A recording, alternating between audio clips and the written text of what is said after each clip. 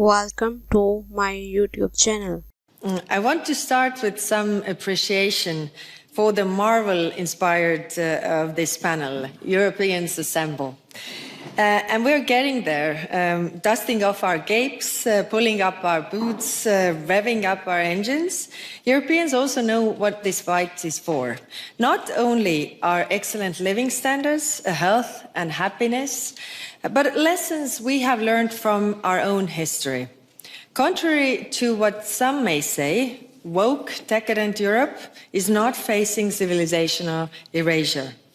In fact, people still want to join our club, and not just fellow Europeans. When I was in Canada last year, I was told that over 40% of Canadians have an interest in joining the European Union. So the waiting list is quite long. I just hope that those who have been waiting for quite some time would not have to wait for longer. As the polls show, those who are already members want their union to take a stronger role in the world, to defend our values, to take care of our people, and to push humanity forwards. As President Macron said in Davos, Europe is sometimes too slow, for sure, and needs to be reformed, for sure. But we absolutely know what we are and what we stand for. I agree that there is an urgent need to reclaim European agency. 3 priorities. First, Europe's defense. This starts in Ukraine, but we know that Russia's endgame is not Donbas.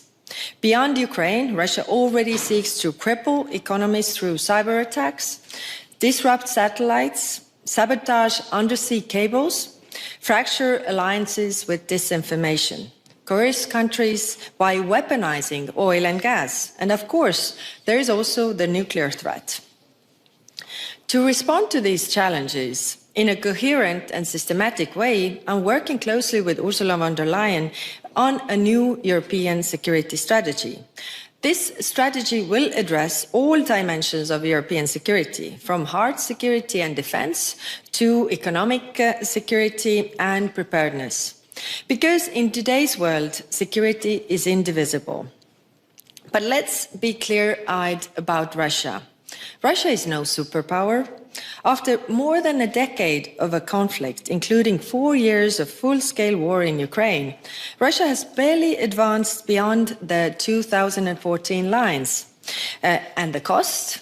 1.2 million casualties. Today, Russia is broken. Its economy is in shreds, it is disconnected from the European energy markets, and its own citizens are fleeing.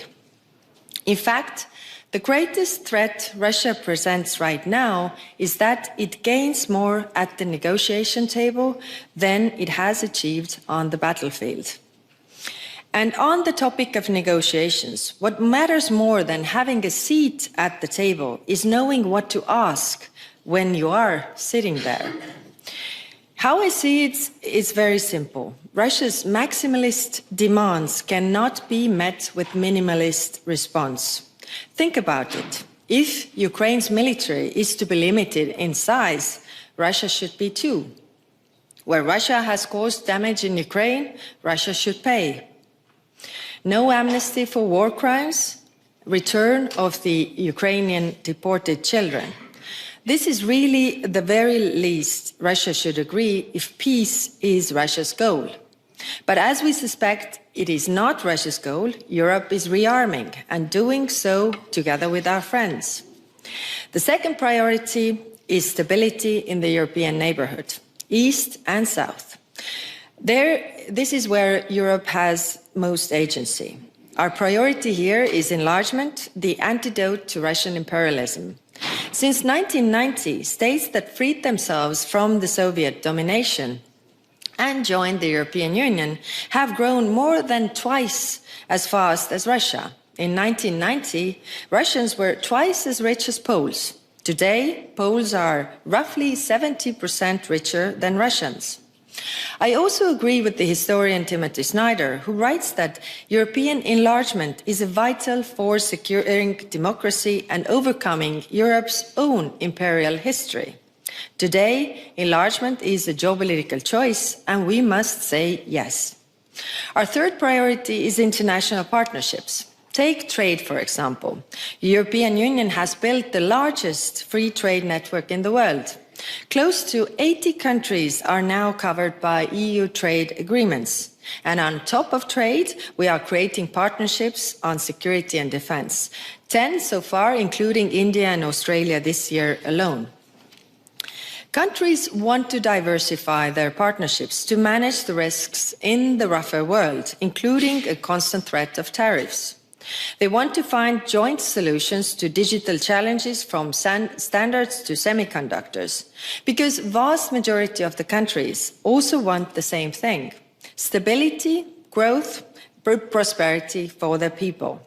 The best way to get there is to go together. To conclude, we hear the call to action, Europeans assemble, and let me take more inspiration from the Marvel universe.